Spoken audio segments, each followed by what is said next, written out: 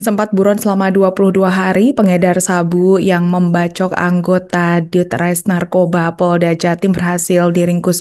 Pelaku ditembak oleh tim Jatanras Polda Jatim dalam penggerebekan di Kecamatan Belega, Kabupaten Bangkalan, Madura, Jawa Timur pada Kamis 5 September 2025 malam.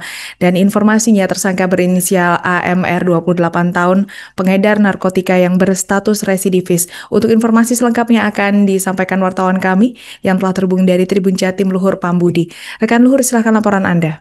Oke, baik kali di sempat buron selama pengedar sabu yang membacok anggota hasil ditembak betis kaki kanannya oleh anggota tim Jatras Polda Jawa Timur dalam penggerebekan di Kecamatan Belega, Kabupaten Bangkalan, Provinsi Jawa Timur pada Kamis tanggal 5 September malam kemarin. Informasinya pelaku berinisial AMR 28 tahun yang merupakan pengedar narkotika jenis sabu yang berstatus sebagai residivis.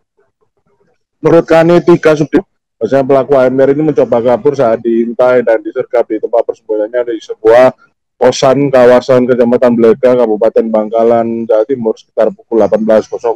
Antara ingin mengambil resiko, anggota polisi atau anak buah dari Eko berusaha untuk melakukan tindakan tegas dan terukur dengan menembak pistol hingga membuat peluru bersarang tepat di bagian betis kaki kanan dari pelaku AMR. Mengenai siapa terjang pelaku AMR, Kani 3 Kompol Eko tak menampik bahwasanya pelaku merupakan residivis dan beberapa tahun yang lalu pernah ditangkap oleh anggota Satres Narkoba Polres Bangkalan Polda Jawa Timur karena kasus penyalahgunaan narkotika atau peredaran narkotika jenis sabu. Namun perihal penyalahgunaan untuk kasus pengedar sabu itu nantinya akan diusut lebih lanjut oleh anggota Ditres Narkoba Polda Jawa Timur, sedangkan untuk kasus penganiayaan terhadap anggota Bribda A yang sedang bertugas jalankan tugasnya untuk melakukan penangkapan bakal diusut lebih lanjut oleh anggota tim Jatanras Polda Jawa Timur. Disinggung mengenai potensi adanya penambahan jumlah pelaku, Kani 3 Kompol Eko tak menampik bahwasanya pihaknya masih akan menunggu hasil perkembangan penyelidikan dan penyidikan yang dilakukan oleh personilnya di lapangan karena tidak menutup kemungkinan bahwasanya upaya untuk melawan petugas dan dilakukan oleh dilakukan oleh pelaku AMR tidak dilakukan seorang diri, namun dilakukan juga dibantu oleh beberapa orang temannya. Dan diberitakan sebelumnya, jadi pihak Direktur Ditres Narkoba Polda Jawa Timur Kombes Pol Robenda Costa pada Tribun Jatim bulan lalu sempat membenarkan bahwasanya Bribda A, salah satu anggotanya itu mendapati aksi perlawanan dari seorang bandar narkotika jenis sabu saat hendak dilakukan penangkapan di Kecamatan Sojah, Kabupaten Bangkalan pada hari Kamis, tanggal 14 Agustus sore.